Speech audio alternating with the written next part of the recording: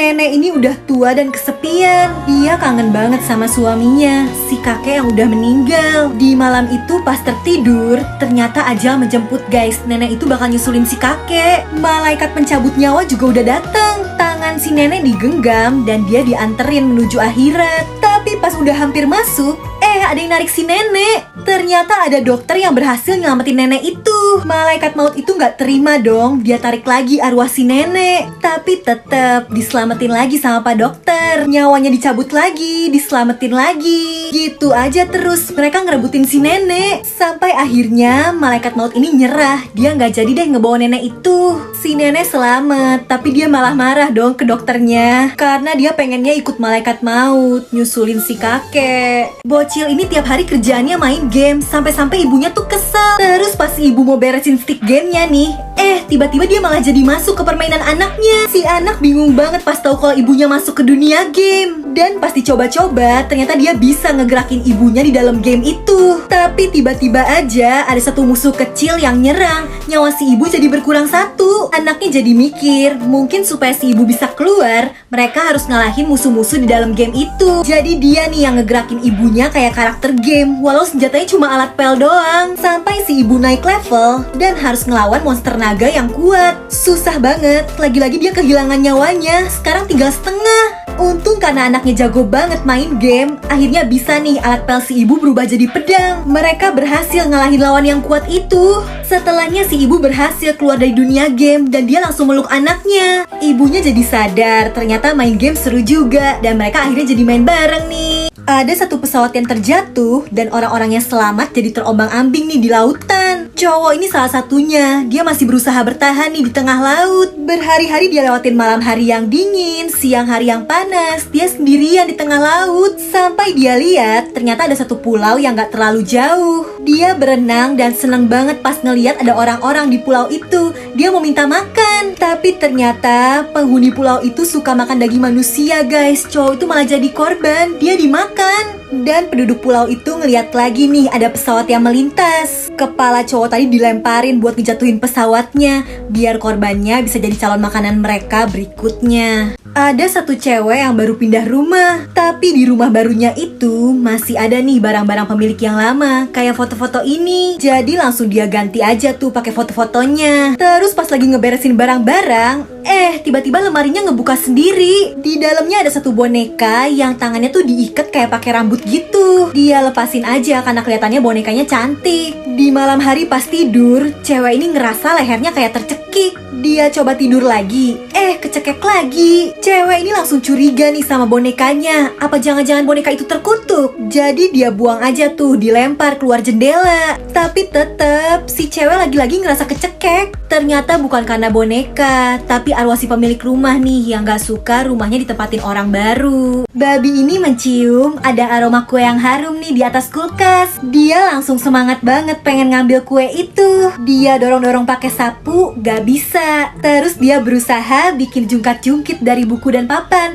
tapi gagal juga. Akhirnya dia bikin tangga tuh dari kardus. Tapi lagi-lagi dia gagal dong guys. Si babi juga udah berusaha loncat-loncat, tapi tetap gak bisa. Pokoknya dia nyobain berbagai cara untuk bisa ngambil kue itu, karena dia udah kepengen banget. Tapi tetap aja semua usahanya itu gagal. Sampai akhirnya si babi ini kesel sendiri. Dia udah capek dan nyerah. Terus karena nyender di kulkas, toplesnya jadi ngegelinding dan kue-kue itu jadi pada jatuh. Tapi pas mau dia makan, toplesnya ikut jatuh masuk dong ke kepala babi ini. Gagal deh nih, tetap aja dia nggak bisa makan. Kakek ini lagi ngurusin pot bunganya. Tapi tiba-tiba aja pot itu jatuh dari ketinggian dan pecah. Si kakek jadi kepikiran kalau itu dia yang jatuh bisa gawat tuh. Karena takut, dia sampai pindah dari rumahnya yang tingkat tinggi ke rumah yang lebih kecil. Tapi pas lagi mindahin barang-barangnya, mindahin bukunya, dia nggak sengaja ngejatuhin lagi dari atas tangga. Si kakek langsung kepikiran kalau dia yang jatuh dari tangga pasti gawat tuh. Akhirnya dia pindahan lagi guys. Kali ini ke rumah yang nggak tingkat sama sekali, biar aman.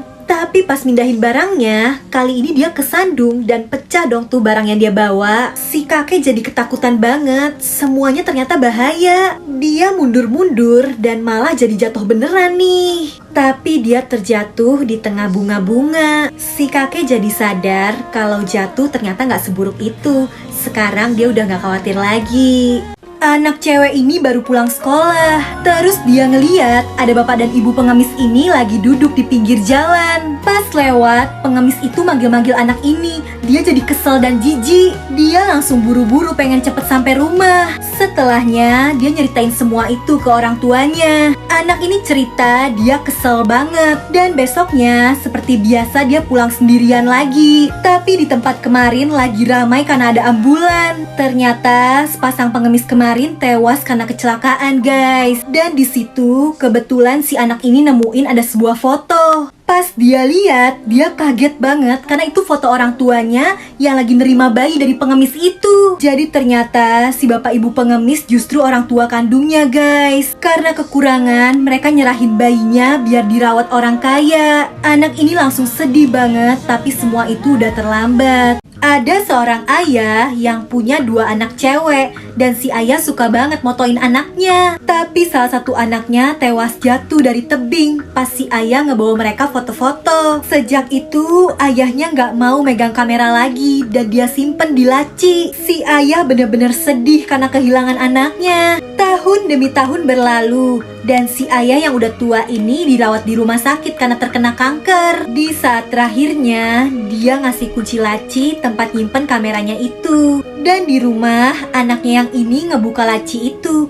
Dia keluarin kamera si ayah. Terus ada hasil foto yang diambil pakai tripod yang bikin dia kaget. Ternyata waktu itu dia yang ngedorong adiknya sampai jatuh ke jurang. Jadi selama ini ayahnya bukan cuma sedih karena kehilangan anaknya, tapi juga sedih karena harus nyimpen kenyataan berat ini. Anak cewek ini baru pulang sekolah dan di jalan dia ngeliat ada seekor anjing yang lagi diganggu sama anjing-anjing lain yang galak. Dengan berani anak cewek itu langsung nolongin. Terus dia lihat ternyata anjing yang diganggu tadi tuh lagi hamil. Dia langsung ngasih makanan yang baru dia beli untuk dimakan sama anjing hamil itu. Beberapa bulan berlalu dan seperti biasa si anak cewek lagi jalan pulang. Sialnya hari itu ada orang jahat yang ngikutin dia. Malah jalannya sepi, gak ada yang nolongin. Beruntung ada anjing waktu itu yang dengan berani langsung ngegigit si orang jahat. Tapi dia jadi terluka, guys. Dan gak disangka-sangka ternyata anak anjingnya datang nolongin ibunya. Pria jahat itu langsung digigit dan kalah nih sampai masuk berita.